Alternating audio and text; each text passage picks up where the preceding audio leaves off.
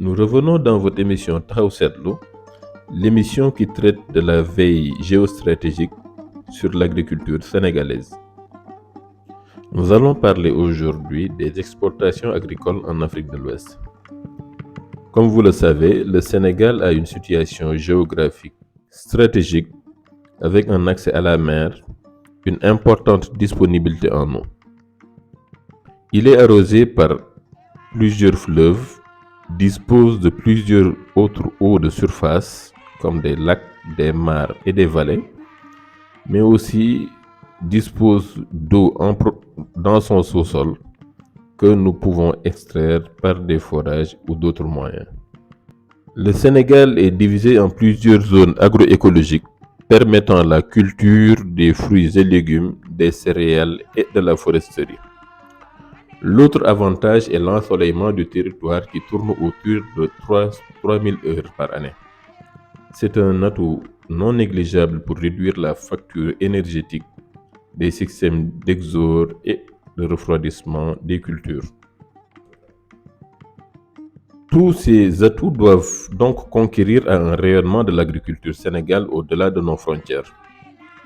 Des success stories existent avec des entreprises d'agrobusiness qui produisent de grandes quantités de fruits et légumes pour le marché européen.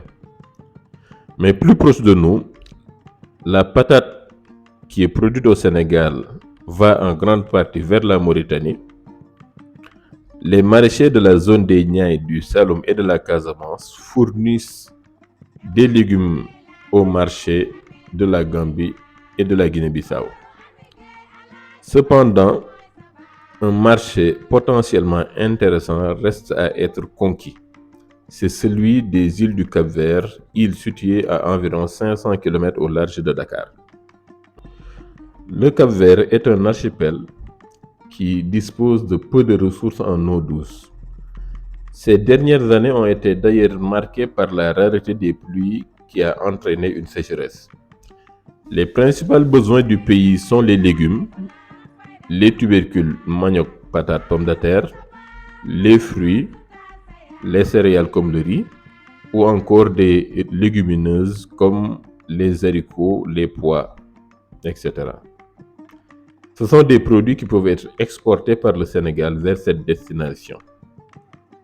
Malgré qu'il soit membre de la CEDEAO où la libre circulation des biens et des personnes est admise, il n'existe pas de liaison maritime régulière entre les deux États. C'est un important frein à l'activité commerciale. Le constat est fait, une solution doit être donc trouvée. Des facilités doivent être mises en œuvre au niveau des États et des organisations commerciales, chambres de commerce et d'agriculture, patronat. Cela permettrait de booster la production sénégalaise des fruits et légumes en destinant le surplus à l'exportation, et réduire les chocs qui sont liés à la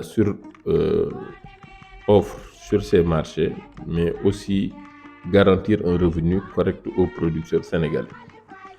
Les difficultés qui ont été constatées durant la période de la Covid doivent permettre à nos États d'essayer de nouer des collaborations de ce genre pour éviter ensemble les chocs qui proviennent de l'extérieur de la communauté de la CEDEAO.